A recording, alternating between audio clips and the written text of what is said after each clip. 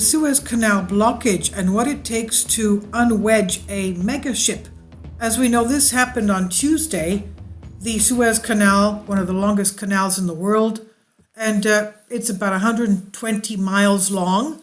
Takes about 14 or 15 hours for a ship to cross it. And from the videos I've seen, they go on themselves. They don't have a pilot tug pulling them through. And this specific ship, the name is given Ever Given, the name of the ship, is about 1,200 feet long and about 198 feet wide, has been lodged in the Suez Canal since Tuesday. There's a backlog of about 200 ships in the Mediterranean Sea trying to get through, waiting, and the rest of them are on the south side in the Red Sea trying to get through. And from what I understand, about 12% of the world's ships go through the Suez Canal. Kindly support my Patreon account since YouTube has again demonetized my YouTube channel. The daily posts are 5 videos daily, and they are totally different from what I have on my YouTube channel. Thank you so much for your support and that you find all my content so interesting. You'll find the Patreon account details in the description box below. About 19,000 ships went through the Suez Canal last year, about an average of 52 ships a day, and there's about 200 ships waiting now to cross. So what's going to happen? Look at this. This is lodged from one side to the other. They say that it was due to the dust storms from the African Sahara, due to the strong winds. I don't know, what can I tell you? It's lodged there. They have a digger on one side trying to dig it out. And it's very heavy, and it's a container ship. It's filled with containers about 10 stories high, and these containers are about 10 feet high each. You can imagine, very heavy. How would they be able to dislodge it? Let's see what this professor of marine fluid dynamics, Stephen Turnock from the University of Southampton, said. This is on The Conversation. One of the world's largest container ships, named Ever Given, has been wedged across the Suez Canal since it was blown off course by high winds in the early hours of March 23rd. It's blocking one of the busiest marine trade corridors in the world. The incident has created a logjam of hundreds of tankers, and that's why, of course, we have seen in the past few days our oil prices going up, gas prices, they're all going up. Now, the logjam of hundreds of tankers, the operators of which are now weighing up whether to wait for the stranded container ship to be cleared or whether rerouting around the Cape of Good Hope around Africa.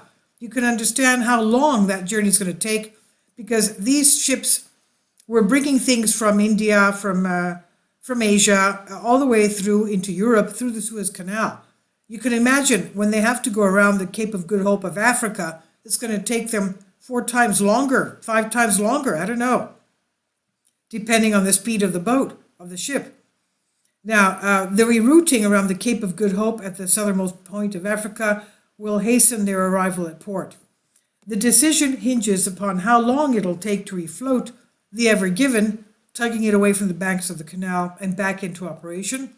Several maritime salvage firms with experience rescuing stricken vessels are already in attendance at the scene, but it's not clear how much time they'll need to dislodge the ship. The methods they'll try to do so will be roughly the same as past examples. A grounded ship of any size requires additional buoyancy to help salvage crews ease it from where it's stuck. In the case of the Ever Given, horizontal force applied by tugboats will be required to heave the ship from both banks of the Suez Canal. Now, how did this happen? The Ever Given is 400 meters in height, and it has a capacity to carry over 20,000 20-foot containers. It was these containers stacked high on the deck that are suspected to have caught the gust of wind, like a sailboat sail, that ultimately blew the ship off course. It appears that the Ever Given has lost control while heading northbound along the Suez, diverting its course in such a way that one end struck one of the canal's banks. The momentum of this massive vessel will then have pulled it around until the other end struck the other bank, slowly perhaps, but with a huge amount of force. embedding it into the bank. The precise way in which the Ever Given struck ground will be important for salvage teams to understand, because when refloating a grounded ship, it's usually easiest to extract it in the way it went in, as with a splinter. Salvaging ships. Salvaging has always been an important part of maritime operations, with specialist companies called in when large container ships or tankers run aground. The process of freeing grounded vessels is often referred to as refloating. In 2016, a ship of similar size to the Ever Given, called the CSCL Indian Ocean, took 6 days to refloat after grounding on the bank of the Elbe River in Germany.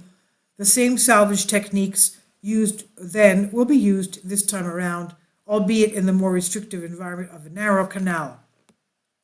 There are two basic approaches to extracting a grounded ship.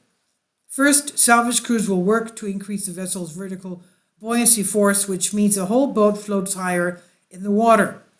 Second, tugboats will apply sufficient horizontal force to overcome this static friction generated by whatever material the boat is resting on. The larger and heavier the vessel, the more force required by the tugboats to refloat the ship. Now, I was talking to my son about this because he's a shipping lawyer, and I asked him, we were talking about this, why don't they just take the containers off? He says, how? I said, bring in some ships with cranes. He says, there are no ships with cranes. The liquid natural gas ships have no cranes. The cargo ships with grain and corn have no cranes. The container ships are loaded by these huge cranes in ports. So you can't, I said, what about a barge with cranes? Well, I'm trying to think of how you can get the weight, the containers off. Well, you just can't. What can I tell you? Unless they throw them overboard and somebody else goes and carries them out of the water, what can I tell you? In other words, to try and ease the weight off the ship so it can float higher up on the water. But anyway, going back to this article. The tugboats will apply sufficient horizontal force to overcome the static friction generated by whatever material the boat is resting upon.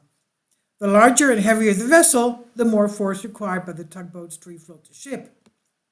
The fleets of tugs.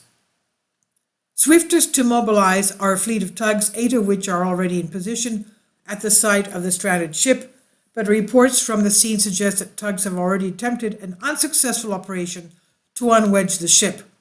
And you have pictures of this tiny little digger trying to dig the soil from off the side of this mega ship. It looks like an ant next to your leg. I mean, what do they expect this one digger to do? I mean, it's like a cat. I shouldn't laugh. It's like a comedy of errors. This one digger there.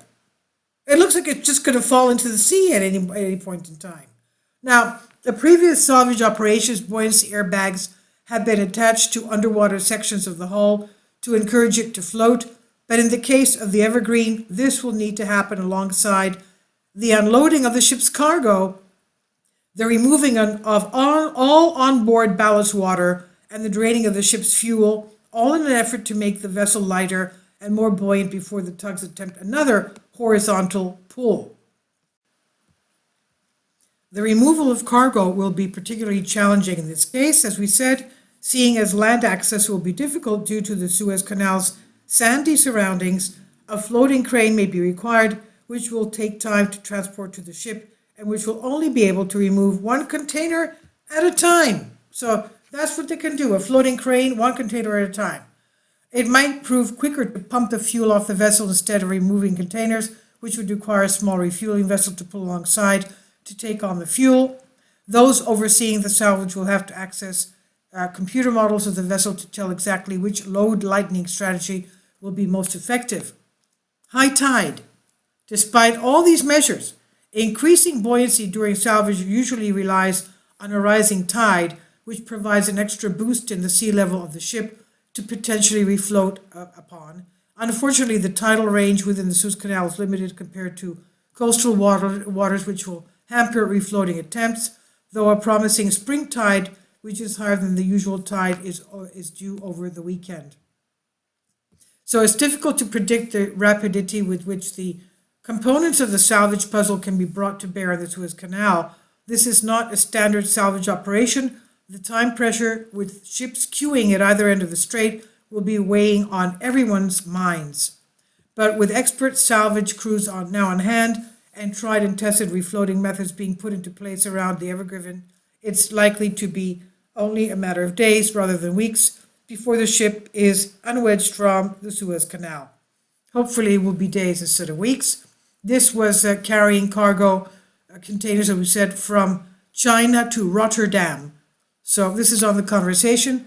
Please leave your comments, and thank you so much for your support, all of you, especially on my Patreon channel. Thank you.